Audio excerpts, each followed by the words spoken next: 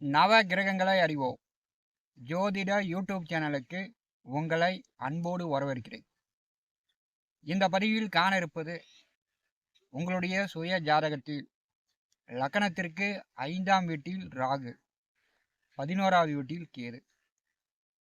லக்னத்திற்கு 5இல் ராகு, 11இல் கேது உள்ள ஜாதகர்களுக்கு இந்த பதிவில் சொல்லக்கூடிய பலன்கள் 100% பொருந்தும்.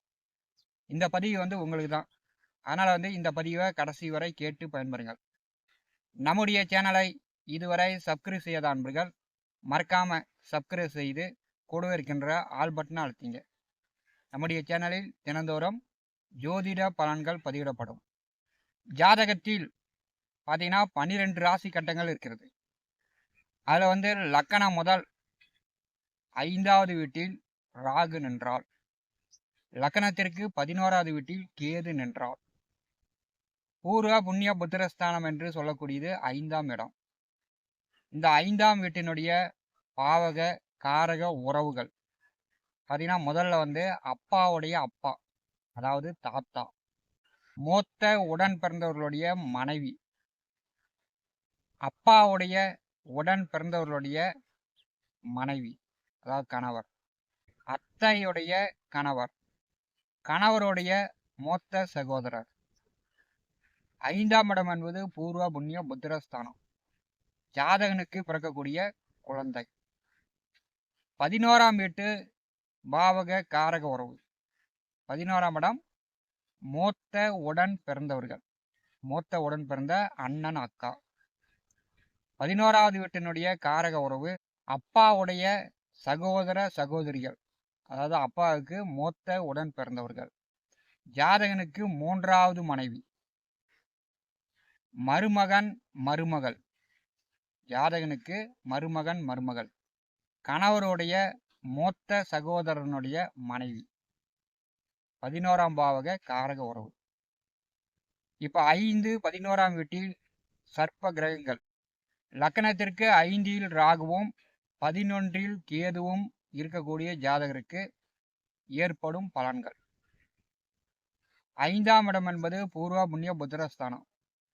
5இலே ராகு நின்றால் இந்த ஜாதகன் பிறப்பதற்கு முன்னாடியே தாத்தா இறந்திருப்பார். தாத்தா முகம் காணாத பிள்ளை என்று சொல்லலாம். 5வது வீட்டிலே ராகு நின்றால் அந்த ஜாதகனுக்கு அப்பாவுக்கு சொத்துக்கள் உண்டு. 5இலே ராகு நிற்கக்கூடிய ஜாதகர்களுக்கு பார்த்தீங்கன்னா இவர்களுடைய இருப்பிடம் சொந்த பந்த உறவுகள் அல்லாத இடத்தில், அந்நிய மொழி பாஷை பேசக்கூடிய இடத்தில், அந்நியர்கள் மதம் ஜாதி உள்ள இடத்தில் இருப்பிடம் அமையும். 5இலே ராகு நிற்கக்கூடிய பெண்களுக்கு கர்ப்பப்பை சார்ந்த பிரச்சனைகள் இருக்கும். 5இலே ராகு நிற்கக்கூடிய பெண்கள் இளம் வயதிலேயே தன்னுடைய கற்புக்கு களங்கம் ஏற்படுத்தி கொள்வாங்க. இது இளம் வயதிலேயே, அதாவது திருமண காலகட்டத்தில் ஒரு 15 வயதிற்கு மேல் ராகு திசை வந்துச்சுன்னா பார்த்தீங்கன்னா அப்பாவுக்கும் சரி, பூரிய சொத்துக்கள் வழியிலும் சரி, 5ஆம் வீட்டில் இருக்கக்கூடிய ராகு திசை வந்துச்சுன்னா கடுமையான போராட்டம். பூரிய சொத்து வழி, வாக்கியா வரப்பு தடுத்து பிரச்சனை அப்படின்னு காவல் நிலையம், கோர்ட்டு கேஸுன்னு அந்த 18 ஆண்டு காலம் ராகு திசை முடிங்காட்டியும் படாத பாடு படாத சித்திரவதை படுத்திவிடும். 5ஆம் வீட்டில் ராகு நிற்கக்கூடிய பெண்களுக்கு கர்ப்பப்பை சார்ந்த பிரச்சனைகள் இருக்கும். அதாவது மாதவிடாய் கோளாறு, கரு உருவாவதற்கு பிரச்சனை, கரு கலைப்பது, இந்த மாதிரியான பிரச்சனைலாம் ஏற்படும். 5இலே ராகு நிற்கக்கூடிய ஜாதகர்களுக்கு புத்திர பாக்கியம் தாமதப்படும். 5இலே ராகு நிற்கக்கூடிய ஜாதகர்களுக்கு புத்திர பாக்கியம் தாமதப்படும். அதே மாதிரி 5ஆம் இடம் சார்ந்த காரக உறவுகளுக்கு பிரச்சனை இருக்கும். அவங்களுடைய புத்திரர்கள், அவங்களுடைய பிள்ளைகள் ஒற்றுமையாக வாழாமல் வீட்டை விட்டு ஓடி போனவர்கள், பூர்வீகத்தை விட்டு சாமியாரா சன்னியாசமா ஓடி போனவர்கள் இருப்பாங்க.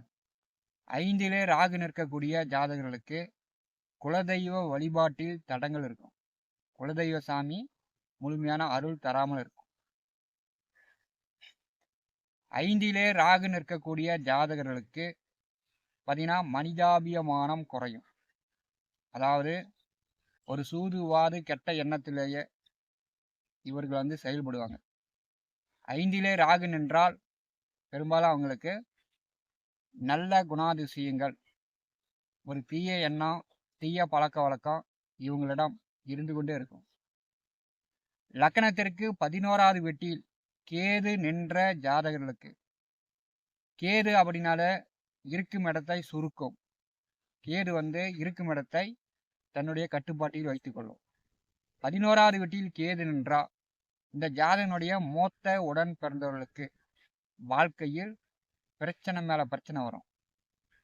ஜாதகனுடைய மூத்த உடன் பிறந்தவர்கள் திருமண காலகட்டத்தில் திருமணம் நடக்காது. மூத்த உடன் பிறந்தவர்கள் கடுமையா வந்து கஷ்டப்பட்டு கொண்டு உழைத்து கொண்டிருப்பாங்க. மூத்த உடன் பிறந்தவர் பார்த்தீங்கன்னா வண்டி வாகன ஓட்டுநர்களாக, டிரைவர் தொழில் செய்யக்கூடியவராக இருப்பார். 11வது வீட்டிலே ராகு நின்றால் ஆன்மீகம், ஜோதிடம், அமானுஷ்யம் சார்ந்த ஈடுபாடு கொண்டவர்கள் குடும்பத்தில் யாராச்சும் ஒருத்தர் இருப்பாங்க. ஜாதகத்தில் 11வது வீட்டில் கேது நின்றால் மூத்த உடன் பிறந்தவர்களுக்கு பார்த்தீங்கன்னா மத்தியம வயதில் அவர்களுக்கு ஆயுள் கண்டமும் பெரும்பாலும் ஏற்படுகிறது. மூத்த உடன் பிறந்தவர் மத்தியம வயதில் இறக்கிறார். அப்பாவுடைய மூத்த உடன் பிறந்தவர்கள் அண்ணன், அக்கா அவங்களுடைய மன வாழ்க்கை சரியா இருக்காது. அவங்க வந்து காடு 6 மாதம், நாடு 6 மாதம்னு வீட்டில் 5 நாள் இருப்பாங்க. அவங்க அம்மா வீட்டில் 5 நாள் இருப்பாங்க. மூத்த உடன் பிறந்தவர்களுடைய வாழ்க்கை வந்து அப்பாவுடைய மூத்த உடன் பிறந்தவர்களுக்கு சரி இருக்காது. ஜாதகனுடைய மூத்த உடன் பிறந்தவர்களுக்கும் திருமண வாழ்க்கை சரியா இருக்காது. 5, 11ஆம் வீட்டில் இந்த சர்ப்ப கிரகங்கள் வருது அப்படின்னாலே இது ஏன் வருது அப்படின்னா, நிழல் கிரகங்கள் தன்னுடைய வாழ்க்கையில் பெற்றோர்கள் செய்யக்கூடிய தவறுனால்தான் இந்த நிழல் கிரகங்கள் தோஷமாக வேலை செய்யுது. பெற்றோர்கள் என்ன பண்ணுவாங்க அப்படின்னா, ஏற்கனவே 2 குழந்தை இருந்திருக்கும், அல்லது ஆண் குழந்தை இருந்திருக்கும். இது வந்து ஆணாக இருக்கும் அல்லது பெண்ணாக இருக்கும் அப்படின்னு இந்த குழந்தைய கலைக்கலாமா வேண்டாமா அப்படின்னு இவங்க வந்து அதை வந்து கலைக்கலாம், கலைக்க வேணாம் அப்படின்னு பேசிக்கிட்டே விட்டுருவாங்க. அந்த குழந்தை பிறந்துடும். அப்படி இல்லைன்னா இப்போ குழந்தை வேண்டாம், இன்னும் ஒரு 6 மாதம் கழித்து, இன்னும் 2 வருஷம் கழித்து குழந்தை பெற்றுக்கலாம் அப்படின்னு இவங்க வந்து குழந்தை வேணான்ட்டு இருந்து குழந்தை பெற்றிருப்பாங்க. 5, 11ஆம் வீட்டில் இந்த சர்ப்ப கிரகங்கள் வருது அப்படின்னால இந்த பெற்றோர்கள் செய்யக்கூடிய தப்புனால தான், அவங்க பண்ணுற பிரச்சனையினால்தான் இந்த 5, 11ஆம் வீட்டில் சர்ப்ப கிரகங்கள் வரும்.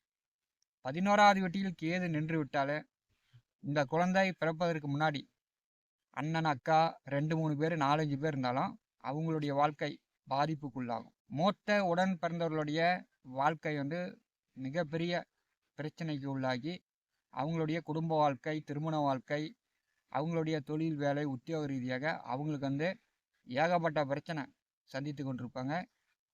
இந்த 5, 11ஆம் வீட்டில் சர்ப்ப கிரகங்கள் நிற்பதற்கு பெற்றோர்கள் தான் முழுமையான காரணமாக இருப்பார்கள்.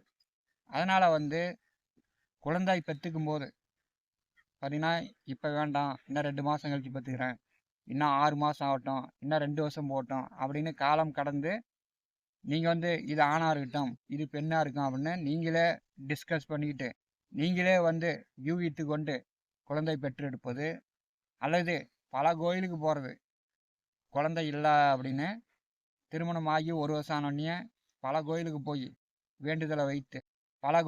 வேண்டுதலை வைத்து குழந்தை பெற்றெடுத்தாலும் இந்த மாதிரியான பிரச்சனையில் வந்து சேர்ந்துவிடும். இதை வந்து பெற்றோர்கள் கவனத்தில் கொள்ள வேண்டும். நவ கிரகங்களை அறிவோம். இந்த ஜோதிட யூடியூப் சேனலில் தினந்தோறும் ஜோதிட பலன்கள் பதிவிடப்படும்.